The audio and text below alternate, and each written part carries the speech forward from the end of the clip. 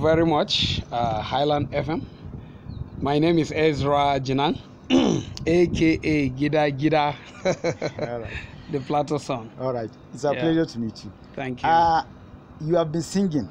Yes, sir. And we've been hearing.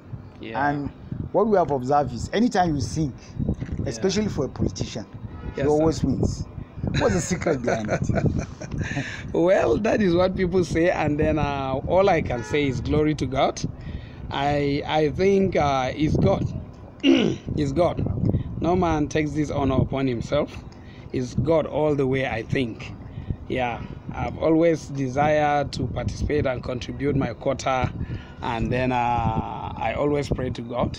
Anytime I'm releasing a song, I don't care if it is a church song or a gospel song or a unity song or a political song, I treat them the same.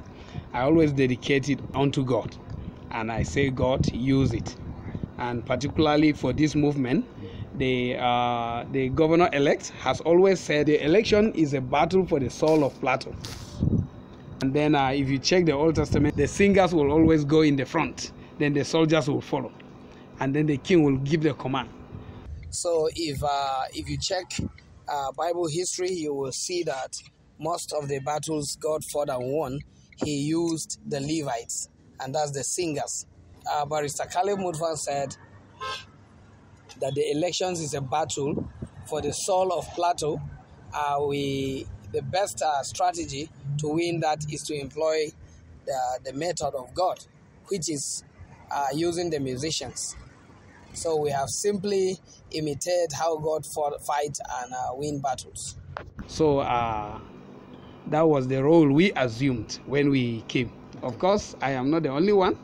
I'm just privileged to have been the one that wrote and sang GiDA, but there are legions of other musicians that we were leading, who were saturating the atmosphere with our sounds, blasting it before the governor comes up to talk to people.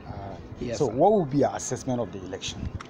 This is one of the most credible elections I've ever seen that took place in Plateau, if not in Nigeria, because it was very peaceful.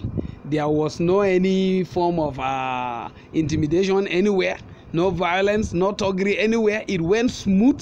The atmosphere of Plateau just changed that day, Everything was up till now. We have not heard, the report of one person, of any injury. We've not had it yet. It's so peaceful.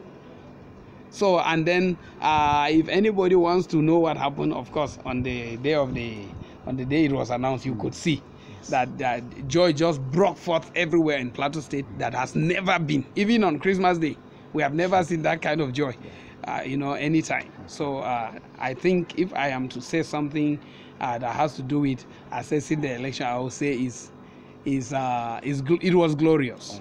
It was glorious. Talking about jubilation everywhere, yes, that means there will be a lot of expectations. What are your expectations for the incoming? Wow. Expectations are high everywhere. We have some reasonable level of confidence that he will not fail. He will not disappoint, because if you see his charisma, you could see enthusiasm from his face. You could see enthusiasm. You could see a man that is ready for the job. And then giving the people that surrounded him, the likes of Babajang and other people, he has always said it, that Caleb Mutfwang has always said that he will provide leadership, that he will not shy away from bringing good heads that will work with him. So you could see a humble servant in Caleb Mutfwang. That is what I can say. So we are optimistic that he will not fail, with God by his side. Your call to people of Plateau State. People of Plateau State, I want to say congratulations, because the voices have spoken. The people have spoken through the ballot, and it is obvious this is people's government. This is not a government of one religion or one tribe, not a government of one party. It's a government of Plateau people, because Plateau people spoke. So I call on them to pray for this government. I call on them to love this government, pray for this government, and wish this government well, and support this government. And God is going to help Plateau. Amen. Yes, sir. Thank you very much. Thank you, and God bless. Yes, thank you. Stanley Elon. Okay.